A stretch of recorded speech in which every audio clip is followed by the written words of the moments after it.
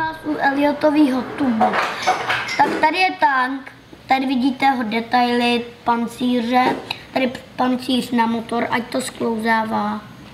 Tady je dělo, docela vysoký, teda dlouhý, tady se mu dá otvírat, chce to vidět se spoda, tak ho otočíme ještě se strany, protože každá strana je trošku jiná. Pak tady ho vidíte zepředu a teď vám ho jdeme ukázat ze spoda. Tady jsou částky trošku jiný a ještě pokud si to potřebujete přiblížit, tady má výsažky, že nemá pásy úplně celý podvozek, že pokrývá pás. Tady jsou vidět pásy a je to má dírky jako kolečka.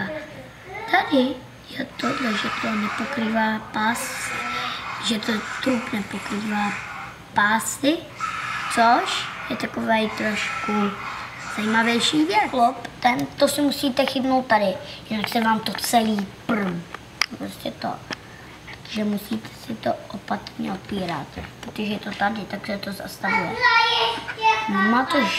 Nemá to tohle, to je fakt trošku, jenom ať se dá otvírat. Každým tom tady to musíte trošku dozadu a zatlačit.